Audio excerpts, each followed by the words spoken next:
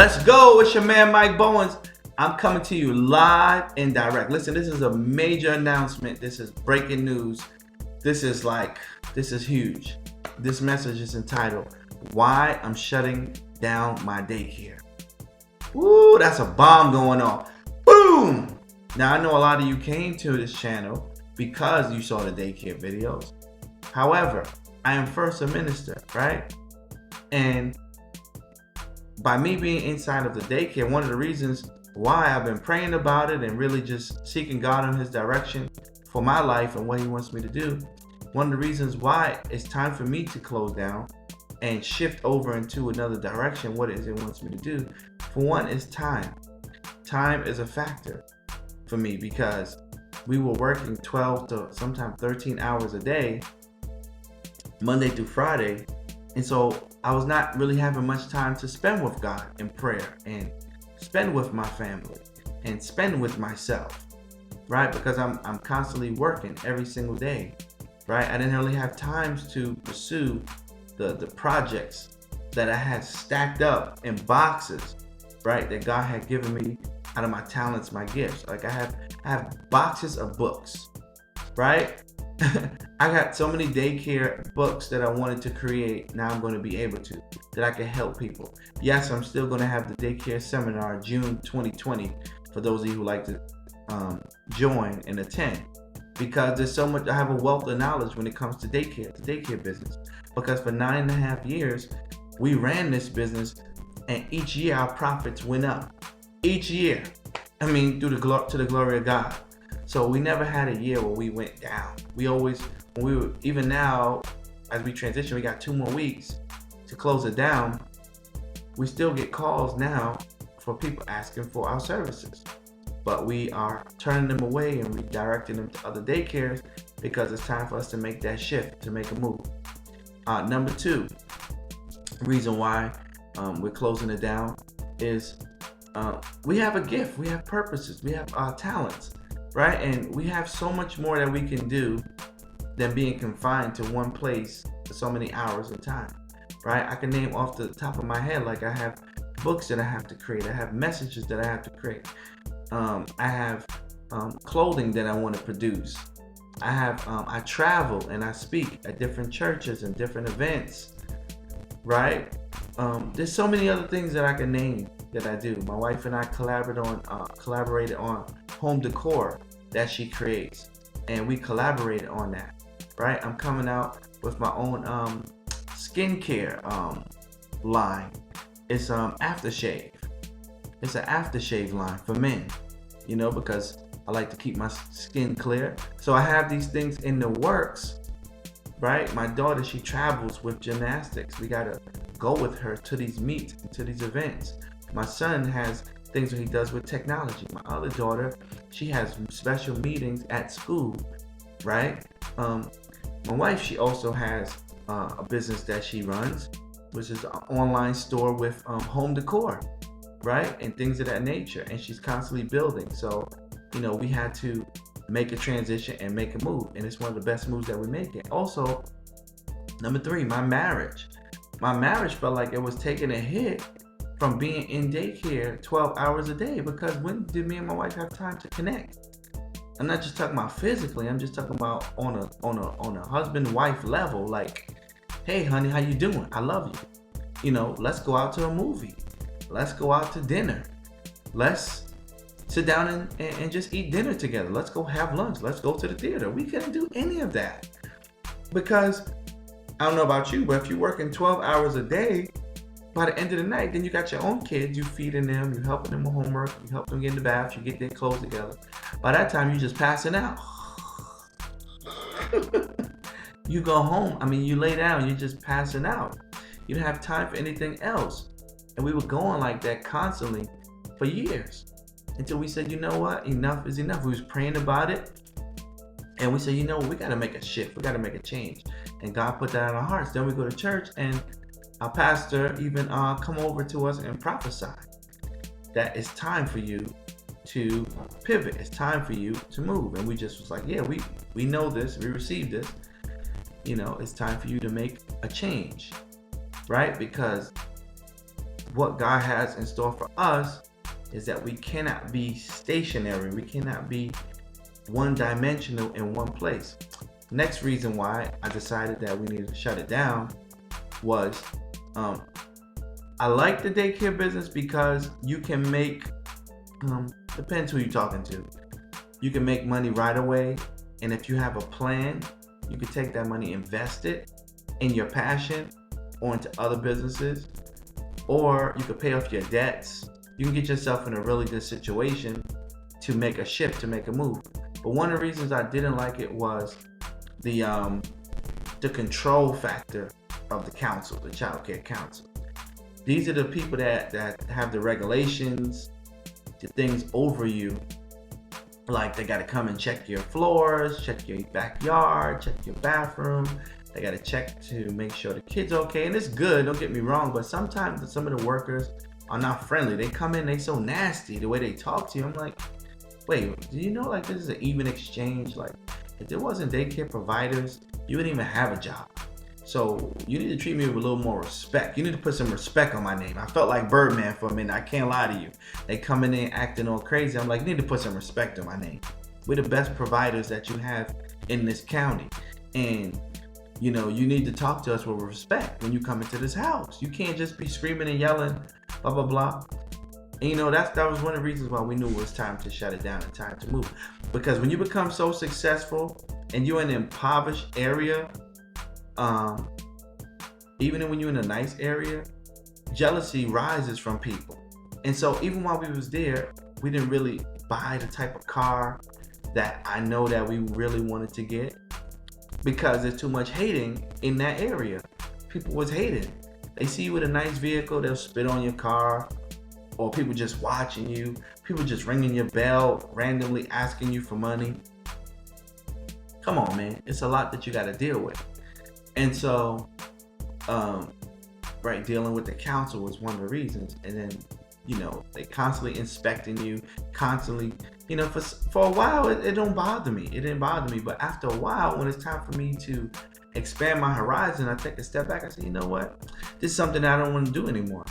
You know, and everybody has a right to choose what it is that they want to do. You should not feel like you have to be boxed into any one particular area of profession, right? If you feel like you could do something different or do something better. And so the next reason why I felt like it was time to close down is because you only can have a certain number of kids in the daycare business. And that limits your money. I mean, for some people, you know, 8, 9,000, 10,000 a month is good, but I feel like I could do so much better. I feel like I could do 100 grand a month. Really, that's me. Now, it depends on your level of thinking. Some people are like, well, that's too much. I don't need that. I mean, everybody's different. And I don't knock nobody else's hustle, but I know what God put inside of me. 8,000, 7,000 is not enough for me. Your kids get older. They want to new things. You know, my wife and my kids, they talking about they want to go to Paris.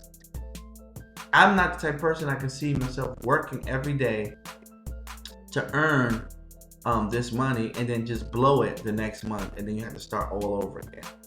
I'm the type of person where, as if I'm earning money, I want to take that and invest it in some type of vehicle, a product, or a service, so that now that money's working in my sleep. I don't want to be every day working. Where they do that at? I'm not doing that.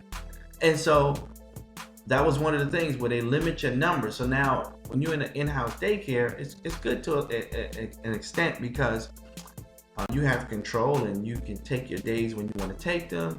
You can have your vacations when you want to take them. However, if you only can have 16 kids in a group setting, and say 3 leave in a day, and then another 2 leave another day, and another 1 leaves another day, now you have 10. That drastically cuts your numbers. But we were so blessed that, for one, we had a waiting list, and 2, whenever those kids left, I promise you, the next day, the same amount of kids came in and signed up, and it's like we never missed a beat. That's how God blessed our business, right? We saw it with our own eyes. Like, man, we have nothing to worry about, because we're tithers, we're giving into God's kingdom, and we're praying. And every time people leave, God sends new people in. So it was never a problem for us to maintain the amount of kids. But it was stressful at times because you work in such long hours to earn this money. And it's like, dang, I'd rather work less and earn more than work more to earn this. And I don't know if you're gonna understand that, but that's the way I felt. Next reason why I decided to close it down was dealing with the parents. See, the kids are going to be kids. They may scream, they may yell, they may do whatever, but you expect that from kids. But these parents, Lord have mercy. Dealing with the parents is like babysitting the kids all over again. Because a lot of times these parents, they don't have the money to make the payments, right, on time. So a lot of times they're like, I don't have it this week, and I get you next week. But I'm like, you gotta think, right? You knew your kid was gonna be in daycare, and you knew that you wasn't gonna have it. So why you send them to daycare for you to go to work when you knew you didn't have it? It's frustrating because if they go to work and they don't get paid, how they gonna feel? I still got obligations that I have to take care of because those people are looking for their money from me. And so because you now are shorting me, now I have to call my creditors and say, hey, I'm not able to pay you now, I can pay you next week. But I'm working, I'm putting in the time. But because you are irresponsible, now it affects me, right? Dealing with the parents, another thing that about the parents is that I feel like a lot of them, not all of them, we had some really good parents, but we had a majority of them I feel are users. They will go to work, drop off their kids, and they'll make the commitment to pay you, but then when it comes time to pay, they don't want to pay. And you like, oh my goodness. So I can't tell you how many people we took losses with. And then you see these people in the grocery store, they buying groceries. I'm telling you, when you have to practice the Bible, you got to practice the Bible. I had to practice forgiveness so many times. These same people was like, yeah, I'm going to pay you, Mike, I'm going to pay you. And you end up in the grocery store with them, and you one line over from them, and you see them buying groceries. And you can't help but think in your mind, like, that's my groceries right there. That's my money right there. And then kids be there, hey, Mr. Mike. And you're like, hi. And the parents look at you and they're like, oh, well, like, it's self-preservation. Yeah, I'm not going to give you this money. And it's just not right. Like, dang, I have a wife, I have kids, I got bills. And two, I put in the work of watching your kids when nobody else would so that you could go to work. But I feel like people don't have the type of compassion or honesty that is necessary. I remember years ago, gas, you used to pump your gas and then go pay. People was robbing the gas station so much that they switched it over to now you have to pay before you get gas because you can't trust people. So the next businesses that I'm going into is you got to pay me first. Yeah, you got to pay me, baby. You got to pay me. You got to pay me first because I'm not going to do the work and then say, oh yeah, I'm going to pay you. Because people get amnesia once you do the work. They get what they want. They're like, ooh. Then they start thinking about how they can use the money for something else. And I'm like, nah, we're not doing that. And it could get nasty, it could get ugly, it could get violent. But thank God we kept our composure, we stayed in peace, and we stayed in faith, and we stayed in love. But that's not always easy to do, especially when you know that people are taking advantage of you. So you have to discharge those type of people, get rid of them. But unfortunately, you keep running into the same kinds of people with a different face. And these people will cry to you, oh, I've been praying to get a place to put my kids in. I've been praying. Oh, I didn't know what I was going to do. Blah, blah, blah, blah, blah. And then you let them in your facility. And then in a little bit of time, those are the people that's going to burn you the most. And so we learned ways of how to deal with these type of people.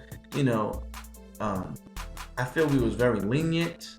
But there's ways to deal with these type of people. There's collection agencies that you can send their information to. And one thing I know is that when you do evil to people, when you do dirt to people like that and you're not responsible and paying what you need to pay out of spite or for whatever reason, it always comes back to you. Some people call it karma. Some people call it sowing and reaping.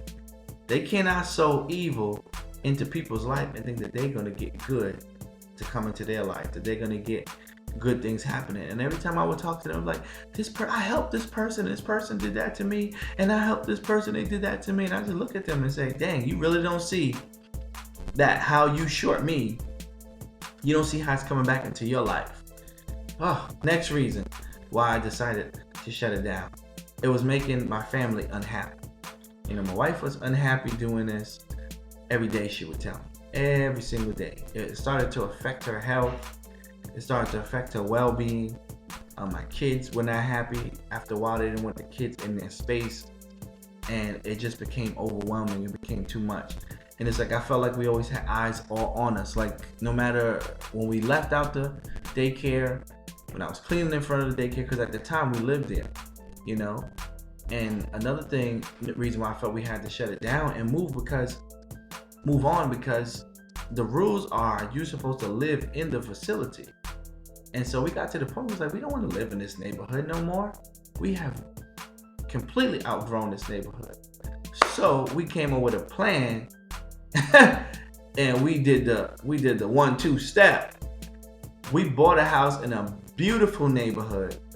A big, beautiful house, 4,300 square feet, attic that we converted into a movie theater area, full basement, a drive-through garage, right? Where we can have our products for our new business. My office is going to be in the basement, which I'm renovating, which I was showing you guys.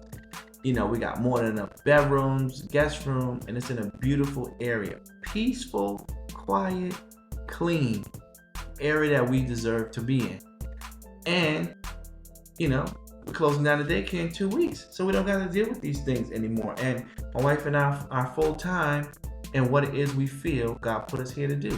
She's running her channel, Regal Designs by Shoshana, and she's launching her website, I believe by the 1st of this month. And she's going to be selling home decor products and things of that nature. You should check her out. And, I'm full-time Mike Bowens Motivates. This is what my calling is. This is what my passion is. And so now I'm all in. Every day I'm putting a video 7 days a week within the next month. Every day, every single day, I'm going to be grinding. I'm going to be putting up Bible studies on here, cooking shows on here, bedtime stories for the kids on here. You're going to see me going to the gym, doing workouts on here, and we're going to grow together. See, now my passion, who I really am, can come out, and I'm not just, coming to put up videos and being all tired and drained and things of that nature. And so the other reason, like I said, I wanted to get out of that business because it's very limited. The Bible tells you that you should not have one stream of income. It's all throughout Scripture. As I go through these Bible studies, I'm going to teach you that. When you're in the daycare, oftentimes that's your only stream of income because you're so locked up in that facility. There's ways I know that you can do other streams of income, which if you come to the seminar on June 20th, 2020, I'll be able to teach you these things. So you can have a plan, right? To strategize, to put yourself in a whole different situation and have money coming in from different areas. So if you ever decide like, this is too much for me, I want to stop, now you can do so. And so, For me, I just felt like it was all consuming. We was there every single day, morning, noon, and night. We wasn't really taking vacations. We wasn't really going anywhere. We wasn't doing anything. I wasn't living my best life. But we had a plan. We cleared up all of our debts. We got the credit score where we wanted it to be. And our plan was to move into the best house that our money could buy, so that we could be at peace, our family could be in a great environment. And to the glory of God, we did that. And so, because of that, here we are. And now I'm transitioning into what I feel, what my purpose is, and what my calling is. This is your man, Mike Bowens. I'm signing off until next time saying, be blessed.